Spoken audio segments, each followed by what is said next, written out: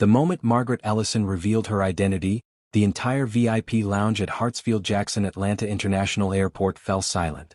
Pamela Strickland's face drained of color as the digital screens throughout the terminal simultaneously displayed a single message: "Welcome to Ellison Global Terminals." The security officers straightened their postures. Fellow travelers gasped. And the young black boy, who moments earlier had been the target of Pamela's complaints, allowed himself a small, satisfied smile. "My family doesn't just belong in this lounge," Margaret said, her voice calm but carrying power that filled every corner of the room. "We own the entire terminal." But what no one realized in that moment of vindication was that the anonymous text message already lighting up Margaret's phone would turn this simple case of prejudice into something far more dangerous. "She's not your biggest problem. Watch who's already inside." Have you ever witnessed someone's racism blow up in their face? Today's story isn't just about justice. It's about what happens when people underestimate those they look down upon. And trust me, you'll want to stay until the end because the twist that's coming? Nobody sees it coming. If you're new here, hit subscribe right now because we expose these real-life moments of racism that mainstream media won't touch. Drop a comment telling me where you're watching from. I read every single one. Let's rewind 15 minutes. Before the revelation. Before the gasps.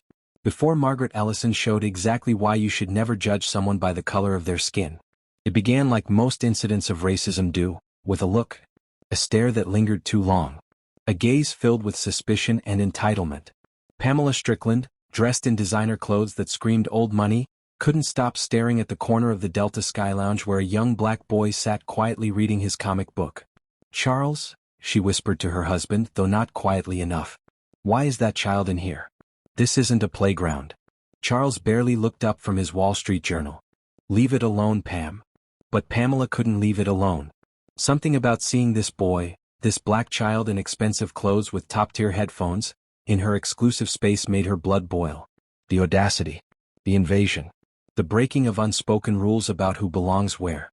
What Pamela didn't know, what she couldn't possibly have guessed, was that her target wasn't just any child.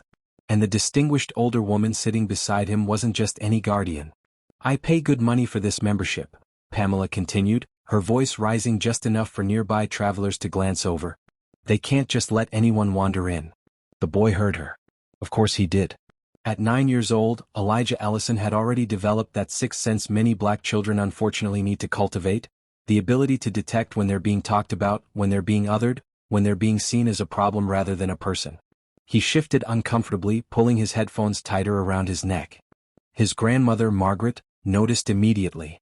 Nothing escaped Margaret Ellison's attention, not in business, not in life, and certainly not when it came to her grandson. "Is everything okay, Elijah?" she asked, her voice low and gentle. "That lady keeps staring at me," he whispered back.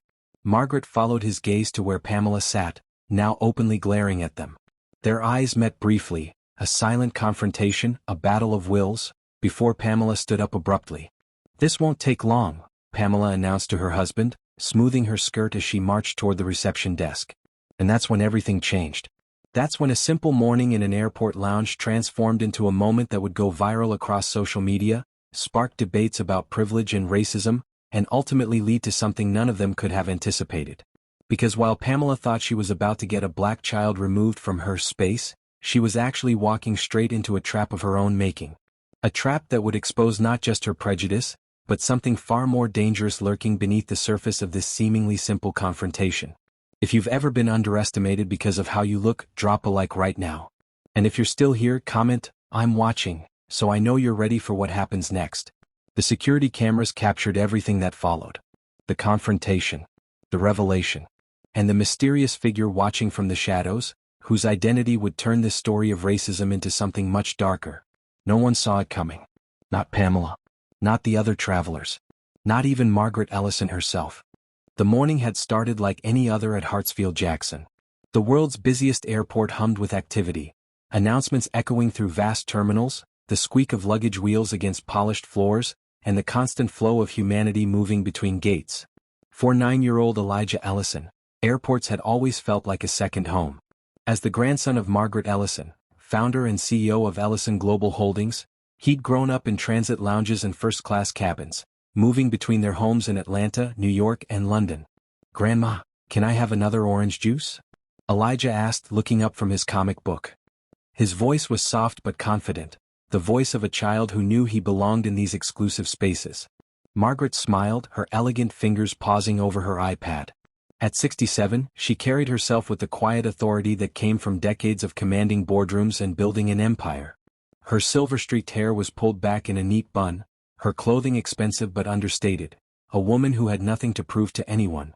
Of course, sweetheart. I'll ask the attendant when she comes back around. What neither of them realized was how closely they were being watched. Across the Delta Sky Lounge, Pamela Strickland sipped her mimosa with growing irritation. She'd noticed the boy the moment he entered with his grandmother. Something about them bothered her, something she couldn't quite articulate but felt deeply. "They're letting the standards slip," she muttered to her husband Charles, who was doing his best to disappear behind his newspaper. "First, they let in people with those credit card deals, and now children are running around what's supposed to be a professional space." Charles Strickland had been married to Pamela for 23 years, long enough to recognize the tone that preceded one of her incidents. At 52, he had mastered the art of quiet disappearance, of being physically present while emotionally absent. It was how he survived being married to a woman whose sense of entitlement had only grown with each passing year. "The boy seems well behaved," he offered cautiously, not looking up from his paper. "He's not running around." Pamela's eyes narrowed. "That's not the point, Charles. This is supposed to be exclusive. That's what we pay for." What Pamela didn't say, what she didn't need to say for Charles to understand, was that her issue wasn't really about a child in the lounge. It was about a black child in the lounge. A black child who appeared comfortable in a space she considered her territory. The lounge itself was designed to convey luxury and exclusivity. Soft leather seating arranged in intimate clusters. A marble-topped bar stocked with premium spirits. Floor-to-ceiling windows offering panoramic views of planes taking off and landing. A sanctuary from the chaos of the main terminal, a space that promised its members, "You are special, you are select, you belong here." For people like Pamela Strickland, these spaces reinforced a worldview where belonging was determined by wealth, status, and, though she would never admit it aloud, race. The first microaggression came when Elijah walked to the breakfast buffet alone. "Excuse me," Pamela called out loudly, not to Elijah but to a lounge attendant passing by. "Is that child supposed to be at the buffet unsupervised?" The attendant, a young black woman named Zoe who had worked at the lounge for 3 years, glanced at Elijah who was carefully selecting a croissant with tongs. "He's doing fine, ma'am," Zoe replied professionally. "His grandmother is right over there." Pamela's lips tightened. "I just think there should be standards, that's all." Elijah pretended not to hear but his shoulders tensed. At 9 years old he was already familiar with this particular tone, these particular looks. His grandmother had prepared him, had sat him down more than once to have the talk that black parents across America have with their children. The talk about how some people would see his skin before they saw him. "Always remember," Margaret had told him, "their problem is never actually about you. It's about them, about the smallness of their minds and the emptiness of their hearts." As Elijah returned to his seat, Margaret noticed his expression had changed. The lightness was gone, replaced by a careful neutrality that no child should have to wear. "Everything okay?" she asked quietly. Elijah nodded, but his eyes flicked briefly toward Pamela. Margaret followed his gaze, instantly understanding. She'd navigated these waters her entire career, the only black woman in boardrooms, the only black executive at industry events. She recognized the look on Pamela's face because she'd seen it countless times before. "Don't worry about her," Margaret said, squeezing Elijah's hand. "We have every right to be here." What Margaret didn't tell her grandson was how familiar this feeling was. How even after building a billion-dollar company, even after acquiring this very terminal, there were still people who looked at her and saw only her blackness, not her accomplishments. Have you ever been in a place where someone made you feel like you didn't belong? Drop a comment if you've experienced that feeling, that moment when someone decides you're out of place simply because of how you look. The tension in the lounge continued to build as the minutes passed. Pamela's stares became more obvious, her whispers to Charles more animated. Other travelers began to notice, some shifting uncomfortably, others pretending not to see. This was the passive complicity that allowed racism to thrive in polite spaces, the collective agreement to look away. At 9:17 a.m., according to the security footage that would later go viral, Pamela Strickland made her decision. She stood up, smoothed her designer skirt, and marched toward the reception desk where another attendant, Bethany, was checking in a new arrival. "Excuse me," Pamela said, her voice carrying that particular tone of someone who expected immediate attention. "I need to speak with a manager." Bethany, a veteran of customer service, recognized the look immediately. "Of course, ma'am. May I ask what this is regarding?" Pamela leaned in, lowering her voice just enough to maintain the pretense of discretion. "There's a child over there who I don't believe should be in this lounge. He's been running around, disturbing other guests." It was a lie and they both knew it. Elijah had been sitting quietly the entire time, reading his comic book and occasionally speaking softly to his grandmother. "Ma'am, I've been at the desk all morning, and I haven't noticed any disturbances," Bethany replied carefully. "Well, I have," Pamela insisted. "And I'm not the only one. Several other guests have mentioned it." Another lie. No one had complained because there was nothing to complain about. "I'll look into it," Bethany said, knowing full well what was really happening but bound by customer service protocols that prioritized placating over confronting. As Pamela returned to her seat with a satisfied smile, she had no idea that her complaint had already triggered a series of events that would change everything. Because what she didn't know, what she couldn't possibly have known, was exactly who Margaret and Elijah Ellison were. And the security cameras kept recording, capturing every moment of what was about to unfold. If you're still with me, type "expose her" in the comments. Because what happens next? You won't believe it. "I'm sorry to disturb you, ma'am," Bethany said as she approached Margaret's table. Her voice was professional but tinged with embarrassment. "We've received a concern from another guest about your grandson." Margaret looked up from her iPad, her expression calm but alert. "A concern? What kind of concern?" Bethany lowered her voice. "A guest has suggested that your grandson has been disruptive. I want to assure you that I haven't observed any such behavior, but I'm required to follow up on all complaints." Margaret's eyes flicked briefly to where Pamela sat, watching their interaction with poorly disguised satisfaction. In that moment, Margaret made a decision, one shaped by decades of similar experiences, by countless moments when she'd chosen diplomacy over confrontation to navigate white discomfort with her presence. "Not today." "I understand," Margaret said, her voice measured. "And who exactly made this complaint?" Bethany hesitated. "I'm not at liberty to." "It was that woman, wasn't it?" Margaret nodded toward Pamela. "The one who's been staring at my grandson since we arrived." Elijah looked up from his comic book, his young face a careful mask. He'd been taught how to handle these situations, to stay calm, to speak clearly, to never give anyone reason to call him angry or threatening. Lessons no child should have to learn. "I haven't been disruptive," he said quietly. "I've been sitting here reading." Bethany nodded. "I know, sweetheart. I've seen you. You've been perfectly well behaved." Margaret stood up, her full height commanding attention without effort. "I'd like to address this directly." "Ma'am, that's not necessary," Bethany began, but Margaret was already moving across the lounge, her steps deliberate, her back straight. The other travelers in the lounge sensed the shift in energy. Conversations quieted. Heads turned. The comfortable bubble of privilege that insulated the space was about to be punctured. Pamela saw Margaret approaching and straightened in her seat, nudging Charles, who looked up from his newspaper with dread. "Excuse me," Margaret said, her voice pleasant but firm. "I understand you've made a complaint about my grandson." Pamela's eyes widened slightly, she hadn't expected a direct confrontation. But she recovered quickly, doubling down rather than backing down. "Yes, I did," she replied, lifting her chin. "This is a professional environment, not a playground. There are standards." "Standards," Margaret repeated, the word hanging in the air between them.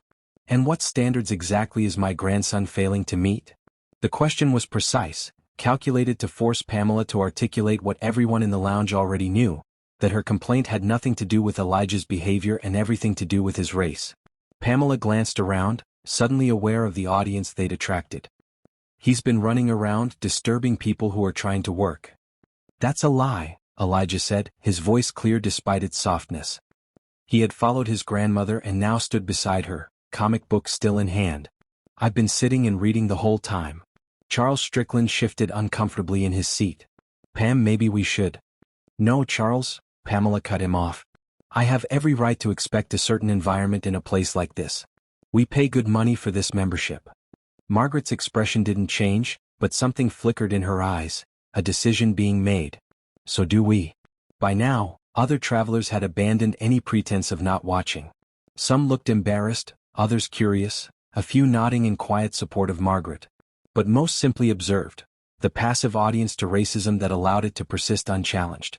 Look, Pamela said, her voice taking on the condescending tone of someone explaining something simple to someone they believed couldn't understand. I'm sure your grandson is a lovely boy. But there are appropriate places for children, and exclusive airport lounges aren't one of them. I see, Margaret replied. And would you have made the same complaint if my grandson were white? The question landed like a thunderclap in the quiet lounge. Direct. Unavoidable. Naming the thing that polite society preferred to keep unnamed. Pamela flushed. How dare you? This has nothing to do with, that's completely inappropriate. I would never. You would never what? Margaret pressed, her calm unbroken. You would never make assumptions based on race? You would never see a black child in a space like this and automatically assume he doesn't belong. This is outrageous, Pamela sputtered, looking around for support. I'm being attacked for a legitimate complaint. That's when Zoe, the lounge attendant who had observed everything, stepped forward. Ma'am, I've been watching the young man all morning. He hasn't left his seat except to visit the buffet once, where he was perfectly well behaved. Pamela's face darkened. Of course you'd say that, she muttered, the implication clear in her tone as she looked at Zoe, another black woman. The comment rippled through the lounge. Several travelers inhaled sharply. Charles closed his eyes briefly as if wishing himself anywhere else. I think we should call security, Pamela announced loudly. I'm feeling threatened. And there it was, the weaponization of white fear, the familiar tactic used countless times throughout history when confronted with black assertion. By all means, Margaret replied, her voice still calm. Let's call security. Bethany, who had been hovering nearby, moved quickly to the reception desk and picked up the phone. The confrontation had escalated beyond what customer service protocols could handle. While they waited, the lounge remained in suspended animation. Pamela sat rigidly, her expression a mixture of indignation and uncertainty. Margaret stood tall, one hand resting protectively on Elijah's shoulder. The other travelers watched, some recording discreetly with their phones, footage that would soon spread across social media platforms. Grandma, Elijah whispered, looking up at Margaret. It's okay. We can just go to another lounge. Margaret squeezed his shoulder gently. No, sweetheart. We're not going anywhere. You've done nothing wrong, and I want you to see what happens when we stand our ground. If you've ever had to explain racism to a child, drop a heart in the comments. And if you're still watching, type, standing ground, to let me know you're with me. Security arrived within minutes. 2 officers, one white and one Latino, both moving with the practiced efficiency of men who handled airport incidents daily. What seems to be the problem here? The white officer asked, looking between the 2 women. Pamela spoke first, her words tumbling out. This woman is harassing me because I made a legitimate complaint about her grandson disrupting the lounge. And now she's making it about race to intimidate me. The officer turned to Margaret. Ma'am? Margaret met his gaze steadily. This woman made a false complaint about my grandson, claiming he was running around and being disruptive. Multiple staff members can confirm he's been sitting quietly the entire time. When confronted, she became defensive and called security, claiming to feel threatened, despite the fact that I've remained calm throughout this interaction. The second officer was looking at Elijah, who stood straight beside his grandmother, his young face serious but composed. Young man, he said gently, have you been running around the lounge? No, sir, Elijah replied. I've been reading my comic book and talking quietly with my grandmother. The first officer nodded, then turned to the lounge staff. Can anyone verify either version of events? Both Bethany and Zoe stepped forward, confirming that Elijah had been well behaved all morning.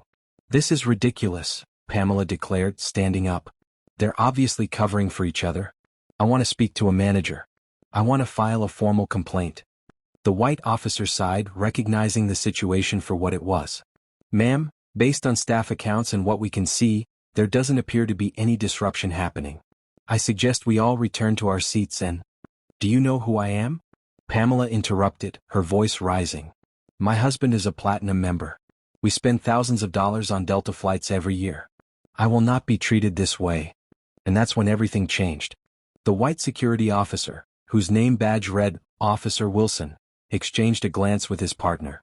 They'd seen this before. The invocation of status, the expectation that wealth and membership tiers would override everything else, including basic decency. Ma'am, Officer Wilson said carefully, your membership status doesn't change our assessment of the situation. Pamela's face flushed deeper. This is outrageous. I want your badge number. I want both your names. I'll be speaking to your supervisor. Charles Strickland finally stood up, placing a restraining hand on his wife's arm. Pam, that's enough. You're making a scene. She shook him off. No, Charles. I will not be silenced. There are standards in places like this and they need to be maintained. The lounge had gone completely silent now. Every conversation had stopped. Every gaze was fixed on the unfolding drama. Some travelers looked embarrassed, others uncomfortable, a few openly disgusted by Pamela's behavior. But most simply watched, the passive audience that racism relied upon. Margaret Ellison hadn't moved. She stood tall beside her grandson, one hand still resting protectively on his shoulder. Her expression remained calm, but something had shifted in her eyes, a decision being made. Officer Wilson, she said, her voice carrying easily through the quiet lounge, may I speak with you privately for a moment? Wilson nodded and Margaret stepped away from the group, moving toward a quiet corner. She reached into her handbag and removed a small leather wallet, from which she extracted not a credit card or driver's license, but something else, something that made Officer Wilson's eyes widen slightly when she showed it to him. He straightened immediately, his demeanor shifting from professional patience to alert respect. I understand, Ms. Ellison. I wasn't aware. Few people are, Margaret replied quietly. And that's by design. They returned to the group, where Pamela was still listing her grievances to the second officer, who was doing his best to maintain his professional composure. And furthermore, I expect an apology from both the staff and that woman for the way I've been treated. This is completely unacceptable.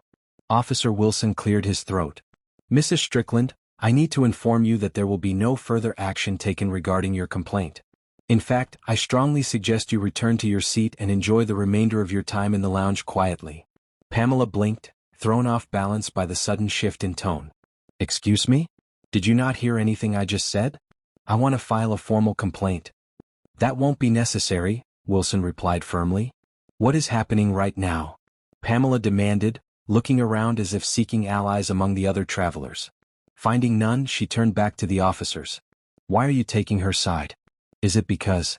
She stopped herself, but the unfinished question hung in the air, its implication clear to everyone. Charles grabbed her arm again, harder this time. Pamela, stop. Now. But Pamela was too far gone, too invested in her righteous indignation to back down. No. I want to know why everyone is suddenly acting like I'm the problem when all I did was make a legitimate complaint about a disruptive child. Mrs. Strickland, Officer Wilson said, his voice now carrying an edge of authority that hadn't been there before, I need to be very clear, there was no disruption until you created one. Every staff member has confirmed that the young man was sitting quietly. Your complaint was unfounded. Then why is everyone treating her like she's some kind of VIP? Pamela demanded, gesturing toward Margaret. What makes her so special? A small smile touched Margaret's lips, not smug, not triumphant, but knowing. The smile of a woman who had been underestimated her entire life and had learned to use that underestimation to her advantage. I'm not special, Mrs. Strickland, she said quietly. I'm just a grandmother traveling with my grandson. But Officer Wilson's next words changed everything. Mrs. Strickland, this is Ms. Margaret Ellison, CEO of Ellison Global Holdings and the majority owner of this terminal. The words landed like stones in still water, sending ripples of shock through the lounge. Gasps and whispers erupted among the travelers. Phones were raised higher, recording more openly now. This was no longer just an incident of racism, it was a moment of spectacular miscalculation that was about to go viral. Pamela's face went from flushed to pale in an instant. What? Perhaps I should have introduced myself properly from the beginning, Margaret said, her voice still calm but now carrying an undercurrent of authority that commanded attention. My name is Margaret Ellison. 15 years ago, my company acquired the management rights to this terminal. 10 years ago we purchased it outright. And 5 years ago, we expanded our partnership with Delta to create this very lounge where you're currently enjoying your mimosa. Elijah looked up at his grandmother, a small smile playing at the corners of his mouth.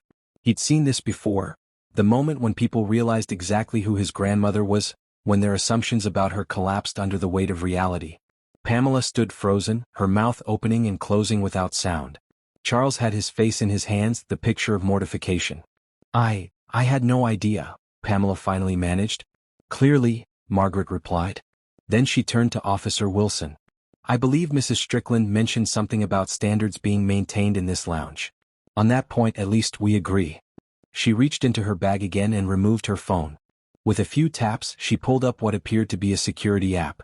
Another tap, and suddenly every digital screen in the lounge, the departure boards, the news monitors, even the small displays at each charging station, flickered and changed to display a single message.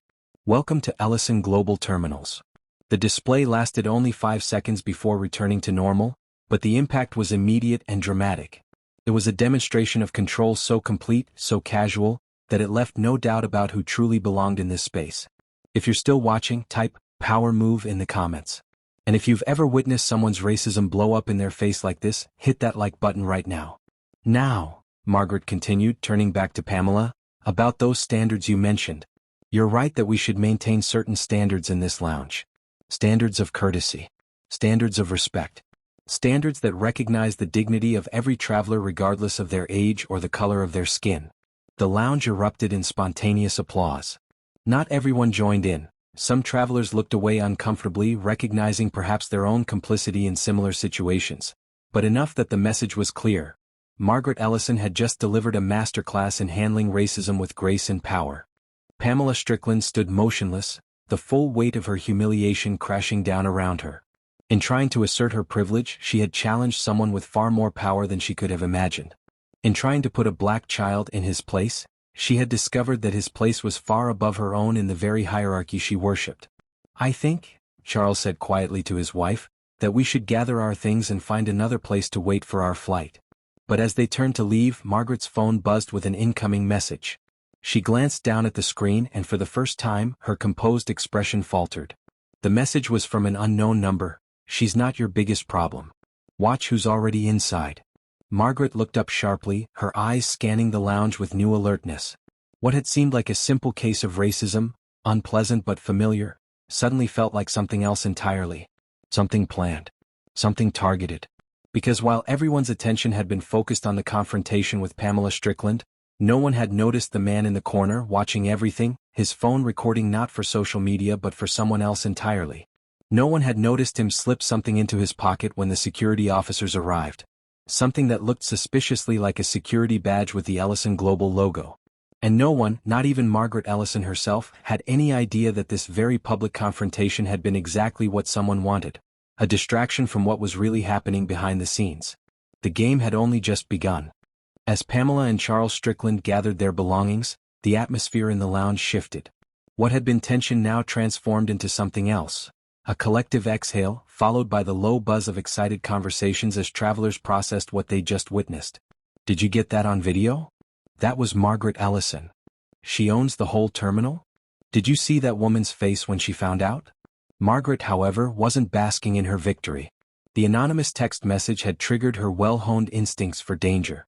She scanned the lounge again, this time with purpose, looking for anything, or anyone, out of place. That's when she spotted him.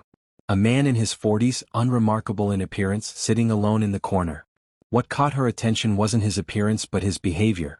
While everyone else was engaged in the aftermath of the confrontation, he was focused entirely on his phone, typing rapidly. And unlike the other travelers who had been recording the scene openly, he had kept his device partially concealed. Elijah, Margaret said quietly, stay close to me. The boy nodded, sensing the shift in his grandmother's demeanor. At 9 years old, he was already attuned to the subtle changes in her voice that signaled concern. Officer Wilson approached them again. Ms. Ellison, is there anything else you need from us? Margaret lowered her voice. That man in the corner, blue shirt, gray blazer. Has he been here the whole time? Wilson glanced over casually. I believe so. Would you like us to speak with him? Not yet, Margaret replied. But I'd appreciate it if you and your partner could remain in the lounge for a few minutes longer. As the officers moved to a discreet position near the entrance, Pamela Strickland made one last attempt to salvage her dignity. Ms. Ellison, she said, her voice strained with forced politeness, I want to apologize for the misunderstanding. Had I known who you were? Margaret cut her off with a raised hand. That's precisely the problem, Mrs. Strickland. You shouldn't need to know who someone is to treat them with basic respect. Pamela flinched as if slapped. I never meant to. Yes, you did, Elijah said suddenly, his young voice clear and steady. You meant exactly what you said. You just didn't expect consequences. The lounge fell silent again. The wisdom in the child's words, The perfect distillation of what had happened, landed with devastating accuracy. Charles placed a hand on his wife's shoulder. "We should go, Pam." But as they turned to leave, a new voice entered the conversation. One that would transform this incident from a simple case of racism into something far more complex. "Actually, Mrs. Strickland isn't entirely wrong." All heads turned toward the speaker, a distinguished-looking man in his 60s who had been sitting quietly throughout the confrontation. He stood now, straightening his expensive suit as he approached. "Excuse me?" Margaret said, her eyebrow raised. "Allow me to introduce myself," the man said. "Vincent Caldwell, CEO of Meridian Aviation Partners." The name registered immediately with Margaret. Meridian was one of her company's chief competitors, a firm that had tried repeatedly to acquire the terminal rights that Ellison Global now held. "Mr. Caldwell," she acknowledged with a slight nod. "This is an unexpected surprise." "I was just passing through," he replied smoothly. "But I couldn't help overhearing this unfortunate situation." Margaret's eyes narrowed slightly. "And you believe Mrs. Strickland isn't wrong?" Caldwell smiled, a practiced expression that never quite reached his eyes. "About her behavior? Absolutely wrong. Inexcusable. But about there being different standards for different people? That much is true, isn't it, Margaret?" The use of her first name, the deliberate familiarity, was calculated to undermine her authority. Margaret recognized the tactic immediately. "I'm not sure I follow," she replied coolly. Caldwell turned to address the lounge at large, like a lawyer making his closing argument to a jury. "What we've witnessed today is certainly a case of prejudice. Mrs. Strickland made assumptions based on race, and that's indefensible." He paused, his eyes sweeping the room. "But let's not pretend that wealth and power don't create their own form of privilege. Ms. Ellison demonstrated that quite effectively when she changed every screen in this terminal with a tap of her phone. When she revealed that she owns the very ground we're standing on." Murmurs rippled through the lounge. Some travelers nodded in agreement. "So while Mrs. Strickland's racism is obvious and condemnable," Caldwell continued, "perhaps we should also examine the power dynamics that allow one person to control an entire terminal of a public airport. That allow private interests to determine who belongs in supposedly public spaces. If you're still with me, type plot twist in the comments. Because this story just got a lot more complicated." Margaret's expression remained impassive, but her mind was racing. Vincent Caldwell's presence couldn't be coincidental. Not today. Not during this particular incident. And not when combined with the anonymous text message warning her about someone already inside. "That's an interesting perspective, Mr. Caldwell," she replied. "Especially coming from someone whose company has tried 3 times to acquire this terminal through rather aggressive means." It was Caldwell's turn to look surprised.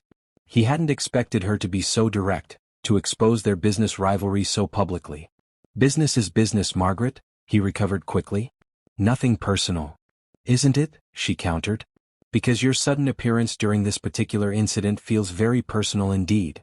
The tension between them was palpable, 2 titans of industry engaged in a chess match that had suddenly spilled into public view. Elijah watched the exchange with keen interest. Despite his youth, he understood more than most adults realized. His grandmother had always included him in discussions about the family business, believing that preparation for his future role should begin early. "Mr. Caldwell," Elijah said, stepping forward slightly, "did you know my grandmother owned this terminal before today?" The question, simple, direct, and coming from an unexpected source, caught Caldwell off guard. Of course I did, young man. Our companies are competitors." "Then why are you here?" Elijah pressed. "In her terminal? In her lounge?" Caldwell's smile tightened. "As I said, I was just passing through." "Through a terminal owned by your biggest competitor?" Margaret added, a slight smile playing at her lips. Her grandson's question had been perfect, the kind of direct inquiry that adults often avoided out of politeness or politics. The other travelers were fully engaged now, watching this new drama unfold with fascination. What had begun as a racist incident had evolved into something that felt like corporate espionage playing out in real time. Pamela and Charles Strickland stood forgotten at the edge of the group, their own drama overshadowed by these larger forces. "I think," Officer Wilson interjected, "that we should all return to our seats and allow other travelers to enjoy the lounge in peace." But Vincent Caldwell wasn't finished. "Before we do that, I have a question for Ms. Ellison." He turned to face her directly. "Are you aware that your security systems were compromised last night?" The question landed like a bomb in the quiet lounge. Margaret's expression didn't change, but those watching closely might have noticed her hand tighten slightly on Elijah's shoulder. "That's an interesting claim," she replied evenly, "and one that would require considerable evidence." Caldwell smiled again, that same cold, calculated expression. "Evidence like this, perhaps?" He held up his phone, displaying what appeared to be a security schematic of the terminal. Margaret's eyes narrowed. Those were indeed Ellison Global Security Protocols. Information that should have been accessible only to her most trusted team members. "Where did you get that?" she demanded, her composure slipping for the first time. "Let's just say it came into my possession recently," Caldwell replied. "Along with some other interesting documents about your operation here." The implication was clear. This wasn't just about a racist incident in an airport lounge. This was corporate sabotage playing out in public. Margaret reached for her phone, but before she could make a call, the lights in the lounge flickered. Once, twice, then stabilized. The digital screens throughout the space blinked momentarily before returning to normal. Except they weren't normal. Where they had previously displayed flight information and news headlines, they now showed a countdown timer.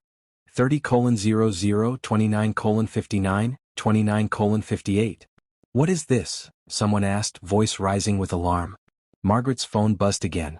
Another message from the unknown number: "Now you see it. 30 minutes until terminal shutdown. Unless." She looked up sharply at Caldwell, whose smug expression confirmed her suspicions. This wasn't a coincidence. This was a coordinated attack. "Vincent," she said, her voice deadly quiet, "what have you done?" "Me," he replied, all innocence. "I'm just a traveler passing through. But it seems someone has taken an interest in your security systems, Margaret. Someone with the ability to shut down this entire terminal in." He glanced at the screens, just under 29 minutes now. The other travelers began to stir anxiously, looking at the counting screens with growing concern. "Should we evacuate?" someone asked. "Is this a bomb threat?" another voice called out. Officer Wilson stepped forward, hand moving to his radio. Everyone remained calm. "We'll contact terminal security and—" "That won't be necessary," Margaret interrupted. Her voice had changed, harder now, commanding. This was no longer Margaret the grandmother or even Margaret the businesswoman. This was Margaret Ellison, CO, the woman who had built an empire through crisis and challenge. "This is not a security threat to the terminal," she announced clearly. "This is a corporate attack aimed at me and my company." She turned to Caldwell. "You're using these innocent travelers as pawns, Vincent? That's low even for you." Caldwell spread his hands.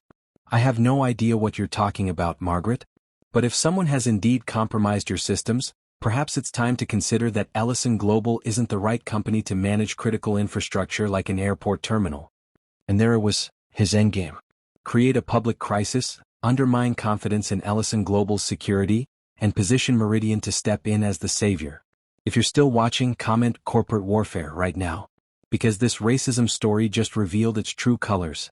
A calculated attack using prejudice as a smokescreen. Margaret turned to Officer Wilson.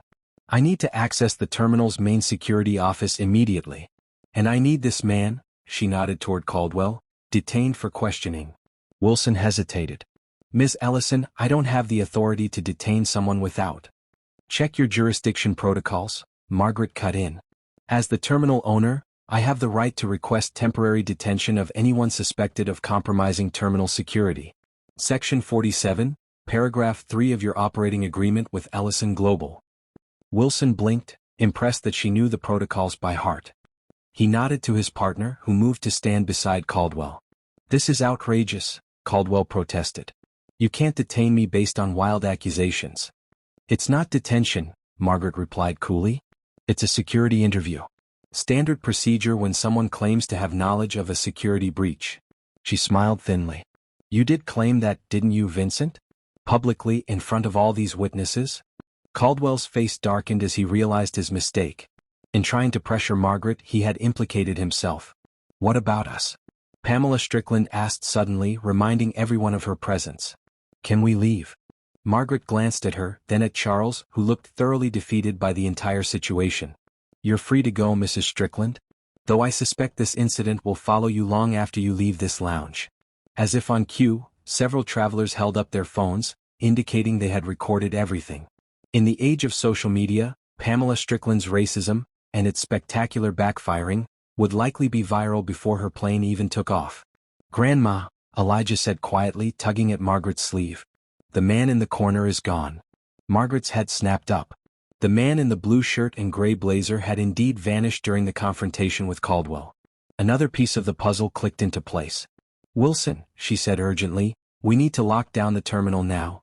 The security breach is active, and we have less than 25 minutes before systems go offline. As Wilson radioed for backup, Margaret knelt beside Elijah. I need you to stay with Officer Wilson's partner. I have to go to the security office. Elijah nodded solemnly. Be careful, Grandma. Margaret squeezed his hand. Always am, sweetheart. As she stood to leave, her phone buzzed one final time. The message chilled her blood. The boy stays in the lounge. Alone. Or the terminal goes dark with everyone inside. Your choice, Margaret. The Delta Sky Lounge had transformed from a quiet sanctuary for privileged travelers into the epicenter of a crisis that threatened the entire terminal. The countdown continued on every screen, 22:17, 22:16, 22:15, a digital heartbeat measuring the time until chaos. Margaret Ellison stood frozen, the phone message burning in her mind.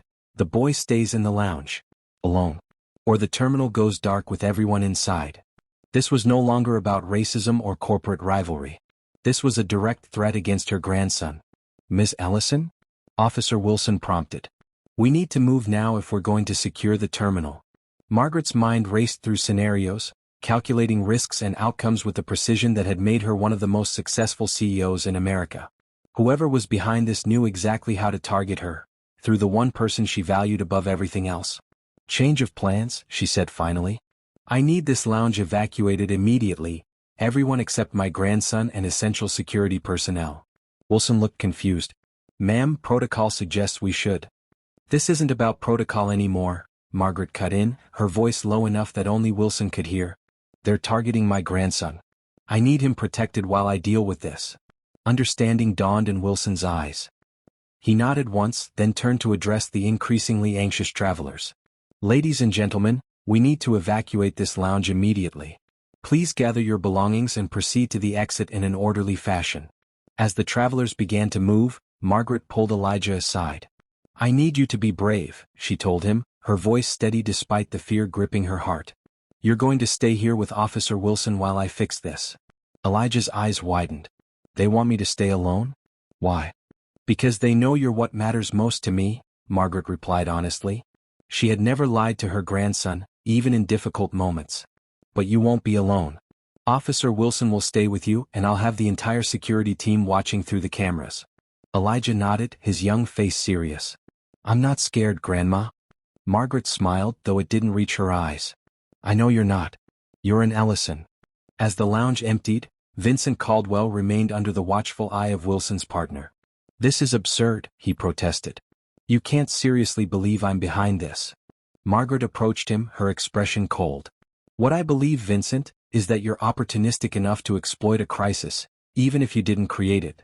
The question is, how much do you know about what's really happening? Caldwell's expression flickered, just enough to confirm Margaret's suspicion that he wasn't the mastermind, merely a player in someone else's game. I received an anonymous tip, he admitted finally. Information about vulnerabilities in your security system. Proof that Ellison Global was compromised. I came to see for myself. And the racist incident with Mrs. Strickland? Was that part of your tip as well? Caldwell hesitated. No. That was unexpected. But convenient. Margaret's eyes narrowed. Convenient how? It created a public scene. Drew attention. Made it easier for me to approach you without raising suspicion. He shrugged. Business is business, Margaret. You would have done the same. No, she replied firmly. I wouldn't have. Because unlike you, Vincent, I understand that some lines shouldn't be crossed, even for profit. She turned away from him, focusing now on the more immediate threat. The countdown showed 1943 and continuing. I need access to your phone, she told Caldwell. The tip you received might help us identify who's behind this. Caldwell hesitated, then handed over his device. Password is 7294. Margaret quickly found the messages, a series of anonymous texts similar to the one she had received, but with a different angle. Where her messages had been threats, Caldwell's had been enticements, promises of information that would give Meridian an edge over Ellison Global. They played us both, she murmured. What? Caldwell asked. Someone wanted you here at the same time they targeted me. They're using our rivalry as cover for something else. If you're still with me, type deeper plot in the comments. Because this story is about to reveal its true complexity. Margaret handed the phone to Officer Wilson. Have your team trace these messages. And I need a direct line to terminal security, now. As Wilson made the call, Margaret turned to the remaining security officer. I need you to stay with my grandson.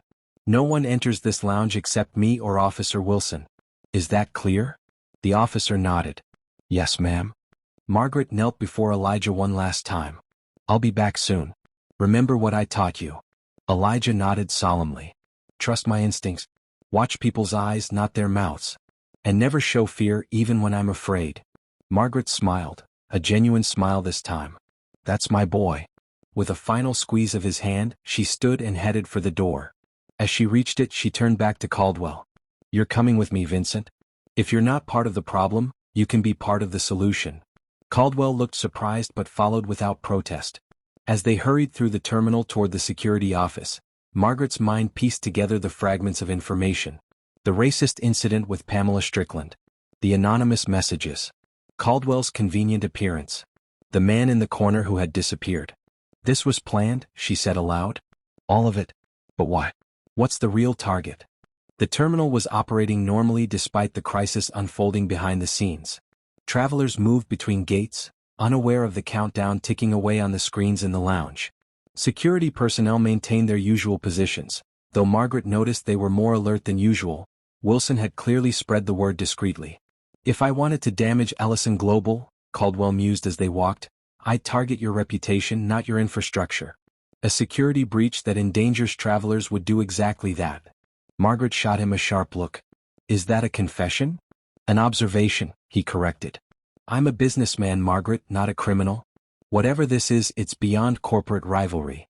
They reached the security office, a reinforced room filled with monitors showing every corner of the terminal. Margaret's chief of security, a former FBI agent named Dominic Rivera, met them at the door. Ms. Ellison, he greeted her, his expression grave. We've identified the breach. Someone inserted a hardware key into our main server room last night. It's allowing remote access to all our systems. Can you block it? Margaret asked. Rivera shook his head. Not without shutting down the entire system. And if we do that, we lose all security protocols, doors, cameras, everything. So we're trapped, Caldwell observed. Shut down the system, create a security nightmare. Let it continue, and whoever's behind this maintains control. Margaret studied the security monitors, her eyes scanning the crowds of travelers. They're not after the terminal, she said suddenly. This is too elaborate for simple infrastructure sabotage. She turned to Rivera. What else is happening in the terminal today? Any VIPs? Special cargo? Anything unusual? Rivera consulted a tablet. Nothing out of the ordinary. Just the usual flights, passengers? He stopped abruptly. Except for Flight 1157 to Washington. It's carrying Congressman Howard and Senator Mitchell. They're returning from a technology conference. Margaret's eyes widened. Both members of the House Cybersecurity Committee. The same committee that's voting next week on regulations that would affect private ownership of transportation infrastructure, Caldwell added, the implications dawning on him. Regulations that would impact both our companies. The pieces clicked into place. This isn't about me or Ellison Global, Margaret realized. It's about influencing that vote. Create a security crisis in a privately owned terminal, demonstrate the vulnerabilities, and push for greater government control. But who benefits from that? Caldwell asked. Not Meridian. Not Ellison Global. Someone who wants to see private infrastructure back under government control, Margaret replied. Someone who lost contracts when terminals were privatized. Rivera was already typing on his keyboard. Federal Secure Transport, he said after a moment. They lost 80% of their government contracts when airport privatization expanded 5 years ago. Their CEO has been lobbying for renationalization ever since. Thomas Blackwood, Margaret said, the name coming to her immediately. He approached both Ellison Global and Meridian about a partnership last year. We both turned him down. Caldwell nodded slowly. Because his terms would have given him operational control while we maintained financial risk. And now he's creating a crisis to prove his point, Margaret concluded. Using my grandson as leverage to ensure I don't interfere. The countdown on the monitor showed 12:37. We need to secure that flight, Margaret decided. And we need to find Blackwood's operative in the terminal, the man from the lounge. Rivera pulled up the passenger manifest for Flight 1157. No one named Blackwood or any known associates of Federal Secure Transport. He wouldn't use his real name, Margaret said. Check the security footage from the lounge. Find the man in the blue shirt and gray blazer, then track his movements through the terminal. As Rivera worked, Margaret's phone buzzed with another message. 10 minutes left. The boy is still not alone. Final warning. She showed the message to Wilson. They're watching the lounge. They must have access to the security cameras. Or they have someone watching in person, Wilson suggested. Margaret's blood ran cold. Despite all their precautions, Elijah might still be in danger. I need to get back to the lounge, she said urgently. Wait, Rivera called. I found him. The man from the lounge. He pointed to a monitor showing a figure moving purposefully through the terminal. He's heading for Gate 27. That's where Flight 1157 is boarding, Wilson confirmed. Margaret made her decision. Wilson, get back to the lounge and secure my grandson. Rivera, alert all security personnel to detain that man before he reaches Gate 27. Vincent, you're with me. Caldwell looked surprised. Where are we going? Margaret's expression was grim determination. To find Thomas Blackwood. Because he's not just watching through cameras, he's here. He wouldn't miss seeing this play out in person. As they rushed from the security office, the countdown continued its relentless march toward zero. But now, at least, they knew what they were fighting against. And Margaret Ellison had never lost a fight when she knew her enemy. The terminal pulsed with normal activity, travelers rushing to gates, announcements echoing overhead, the constant hum of thousands of conversations blending into white noise. But beneath this ordinary surface, an invisible battle was unfolding. Margaret Ellison moved with purpose, her eyes scanning the crowds for one face, Thomas Blackwood. Beside her, Vincent Caldwell struggled to keep pace, his earlier smugness replaced by genuine concern. How can you be sure Blackwood is here personally? He asked as they navigated through a group of tourists. Because he's arrogant, Margaret replied without slowing. Men like Blackwood don't orchestrate elaborate plans and then watch from a distance. They want to witness their triumph firsthand. The countdown showed 8:42 on Margaret's phone, a private timer now as they'd managed to remove it from the public screens to prevent panic. Even if you're right, Caldwell pressed, this terminal has thousands of people. How will you find one man? Margaret stopped abruptly, causing Caldwell to nearly collide with her. By thinking like him. If you were Blackwood, where would you position yourself? You'd want a clear view of both the lounge and Gate 27. You'd want to monitor the situation without being obvious. And you'd want a quick exit strategy if things went wrong. She surveyed their surroundings, mentally mapping the terminal layout she knew by heart. The executive observation deck, she decided. It overlooks both locations and has a private elevator to the parking structure. That area is restricted, Caldwell pointed out. He couldn't access it without. Without what? Security credentials. Margaret cut in. The same security system that's been compromised? Understanding dawned on Caldwell's face. Lead the way. As they changed direction, heading for the executive level, Margaret's phone buzzed with a message from Officer Wilson. Back at lounge. Your grandson is safe. Security officer still present.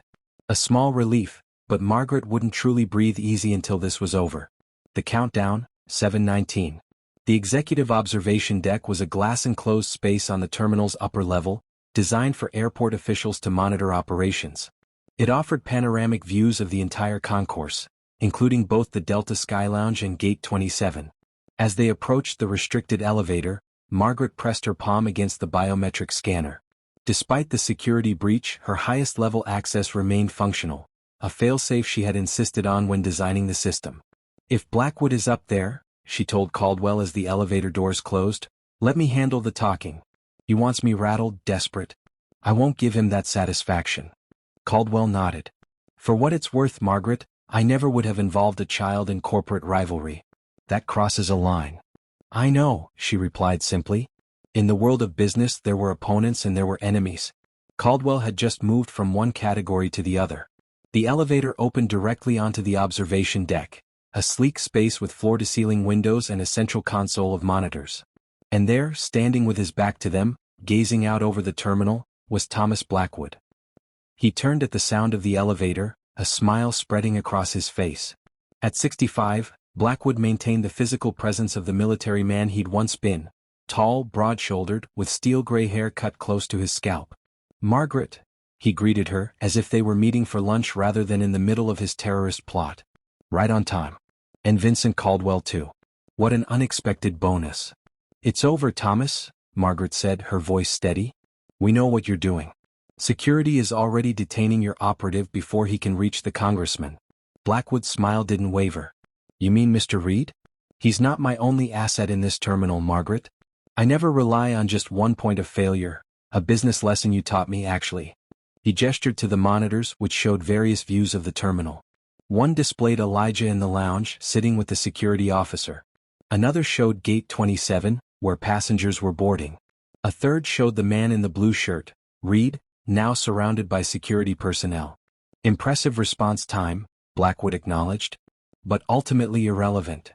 The countdown on his own device showed 5:43. "Why, Thomas?" Margaret asked, moving further into the room. "You were respected in this industry. Your company still has government contracts. Was it worth throwing all that away just to prove a point about privatization?" Blackwood's expression hardened. "A point? Is that what you think this is about?" He gestured expansively toward the terminal below. "This is about national security, Margaret. About infrastructure too critical to be left in private hands, even capable ones like yours. So you create a security crisis to prove security is at risk?" Caldwell interjected. "That's circular logic. Sometimes the public needs a demonstration to understand a threat," Blackwood replied calmly. "No one will be harmed today, physically at least. But after a major terminal shutdown, after two key committee members experience firsthand the vulnerabilities of privatized security, the vote next week becomes a formality." Margaret took another step forward. "And my grandson? Was threatening a child necessary for your demonstration?" For the first time, Blackwood had the decency to look slightly uncomfortable. "An unfortunate requirement. I needed leverage to keep you occupied while events unfolded.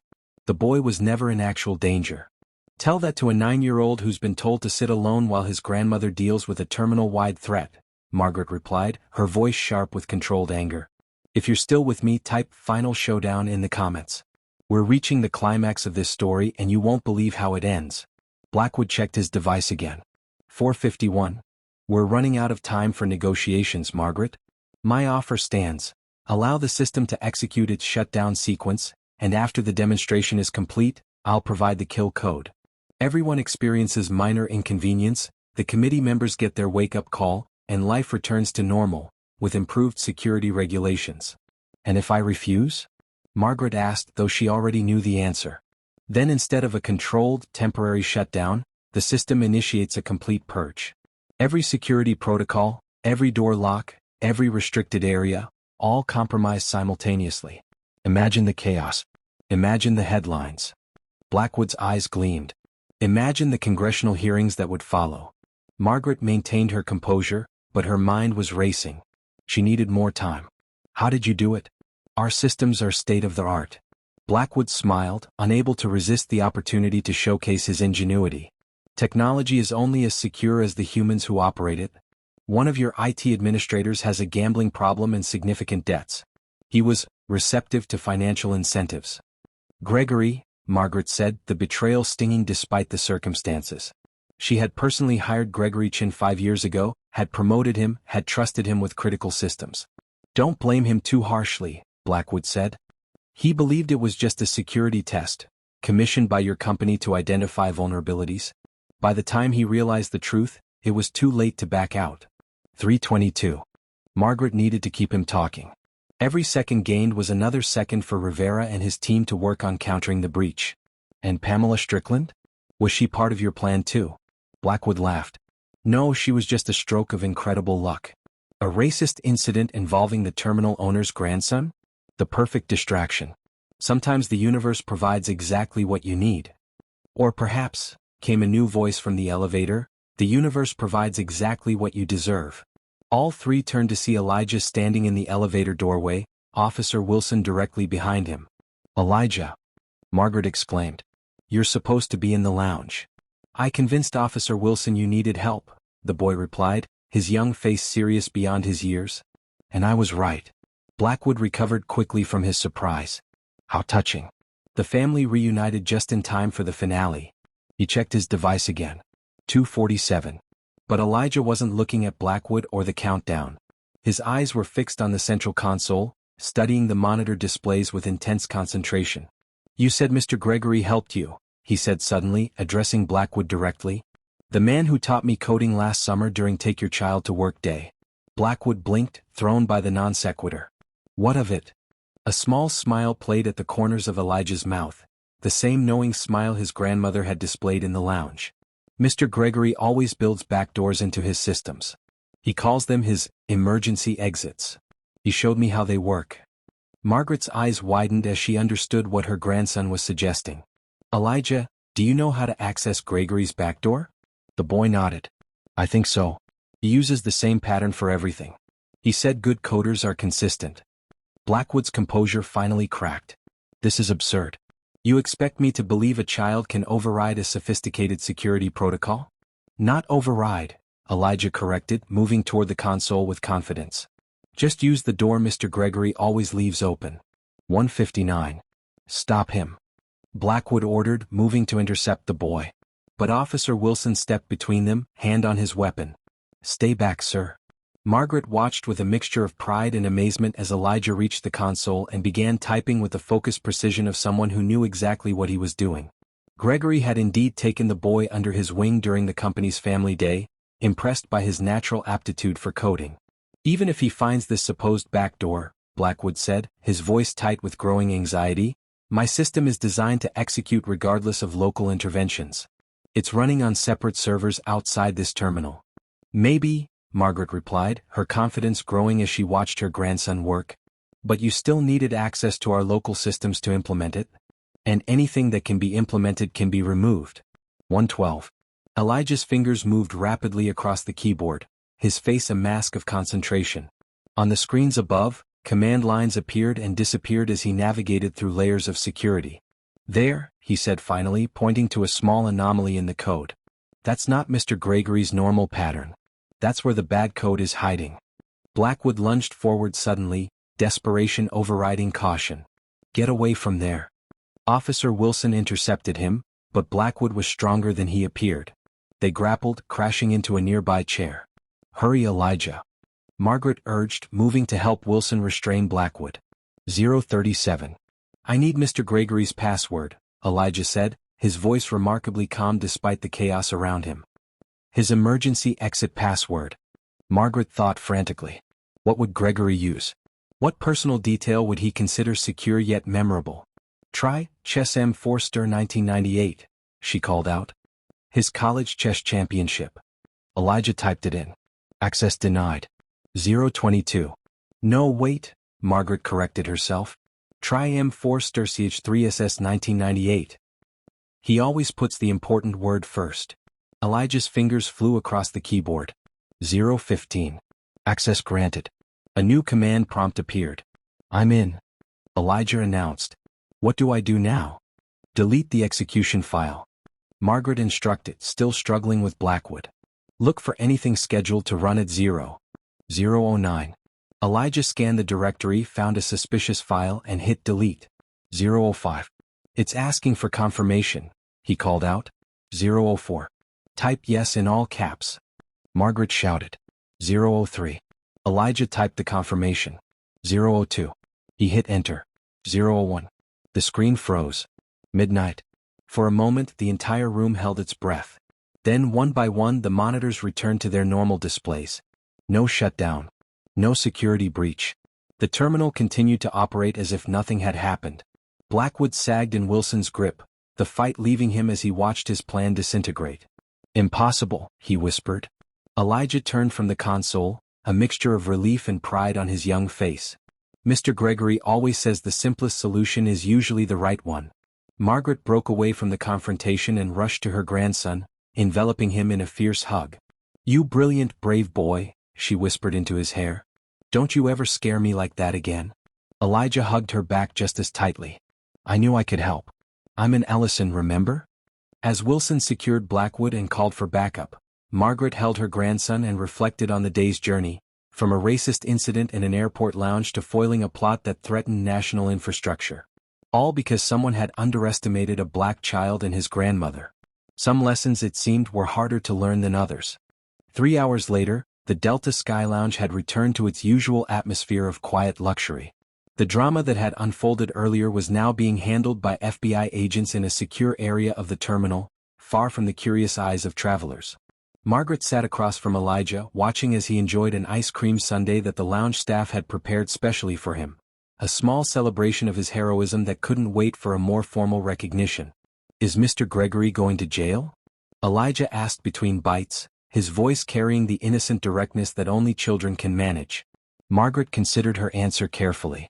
"That depends on many things. He made a terrible mistake, but he was manipulated by Mr. Blackwood. And in the end, his emergency exit helped us save the day." "I hope he doesn't," Elijah said thoughtfully. "He's nice.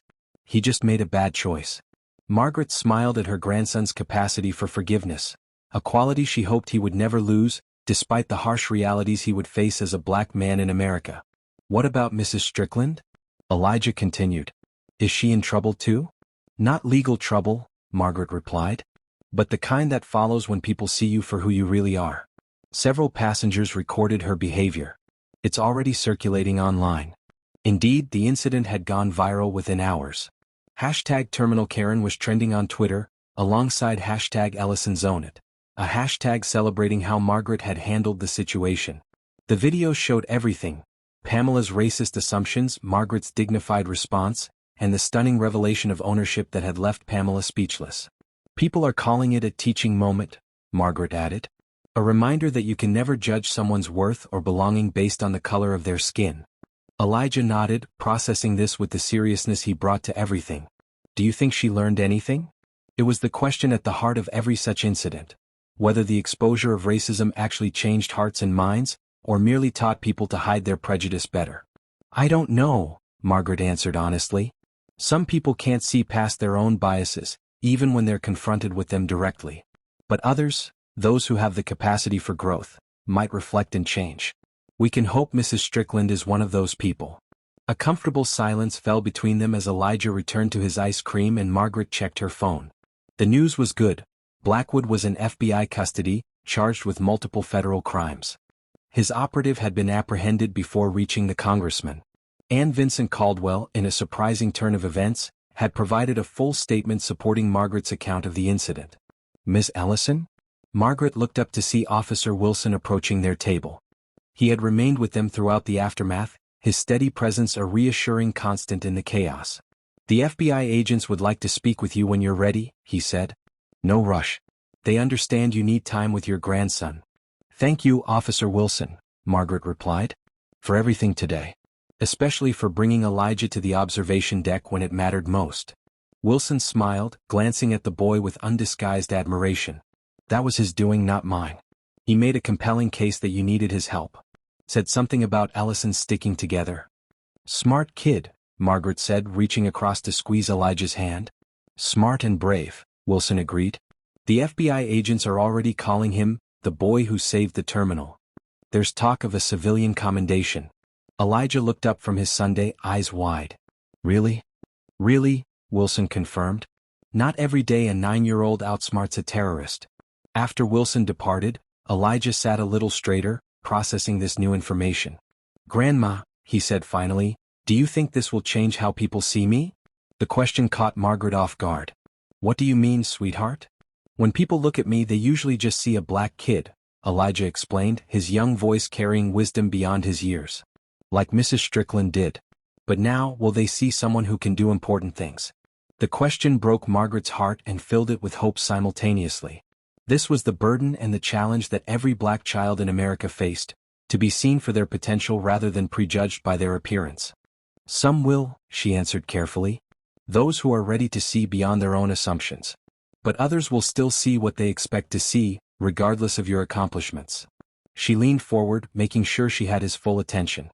"But here's what matters, Elijah, how you see yourself.